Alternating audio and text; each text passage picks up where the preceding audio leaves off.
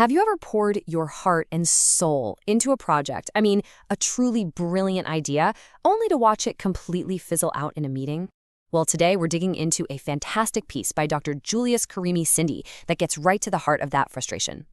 Let's get into why our best ideas sometimes die in the boardroom. This quote, man, this just nails it, doesn't it? It perfectly captures that sinking feeling when you realize you are completely, fundamentally unprepared.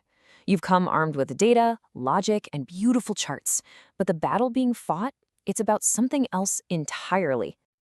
We've all been there, right? You've done all the homework, the logic is absolutely airtight, your case is undeniable, and then crickets, the idea gets tabled, or you get that dreaded, let's circle back to this, which, is basically where good ideas go to die. It is an incredibly maddening experience, and it's exactly what we're going to unpack today. So to really get this, we're going to dive into a personal story from Dr. Sindi. It's about a time he created what he called the policy equivalent of the Mona Lisa. And by all technical measures, it was a true masterpiece. Seriously, look at this. This was not some half-baked idea. This was a 37-slide monument to pure logical genius. It had frameworks inside of frameworks, kind of like those Russian nesting dolls. It had multiple scenarios that were totally stress-tested. It even had a beautiful color-coded risk matrix. It was, for all intents and purposes, perfect. And here's the punchline. 6 months later, poof! That masterpiece was gone, buried forever in the great digital cemetery of forgotten emails and server folders. So what went wrong? It wasn't the analysis. It wasn't the logic. The problem was something they never teach you in school. Being right just isn't the same as being effective. In this whole story, it points to a much, much bigger problem. It's what Dr. Sindi calls the technical excellence trap. And it's a trap that so many of us fall right into, especially those of us who have been trained to believe that data and logic are king. Think about it. Our companies, our schools, they all teach us to worship at the altar of IQ. We celebrate technical brilliance, these elegant frameworks, hard data. But the real game? Oh, the real game is often played with a totally different currency. It's about power dynamics, hidden agendas, and those quiet little chats in the parking lot or over lukewarm tea that decide everything before the official meeting even starts. So the missing piece of this puzzle is something called political intelligence, or PQ.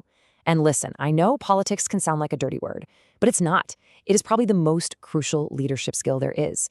It's about reading the room, understanding what's not being said, and building the support you actually need to make a brilliant idea become a reality. I love this metaphor from the source. Your technical skill, your brilliance, that just gets you in the door. That's the cover charge you pay to even be in the game. But political intelligence? That's what gets you past the velvet rope and into the VIP section. Where the real decisions are actually being made?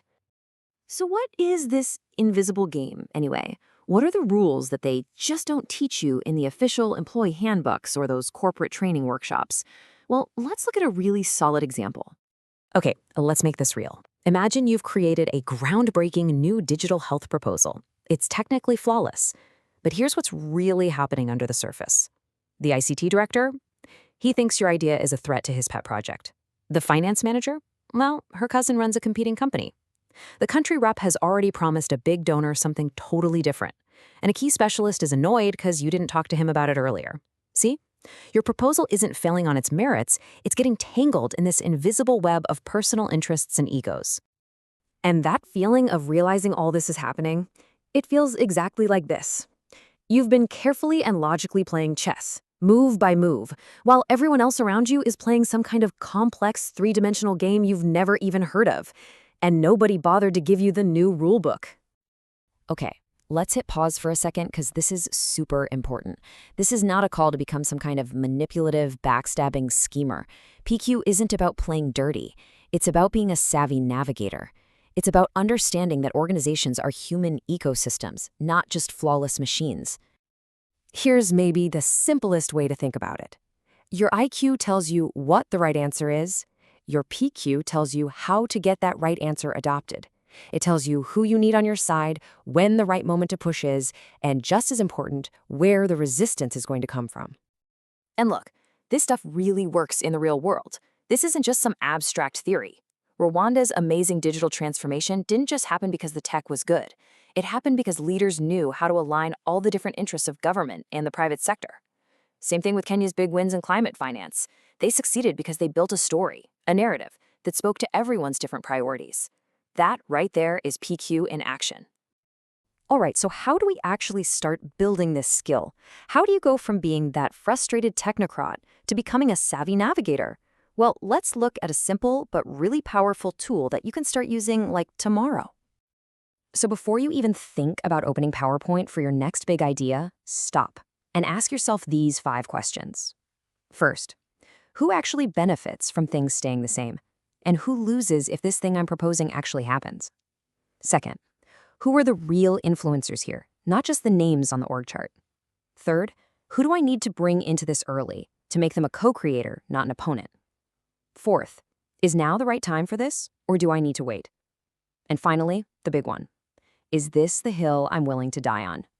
Seriously, think of this as your pre-flight checklist for making a real impact. At the end of the day, it really all comes down to this.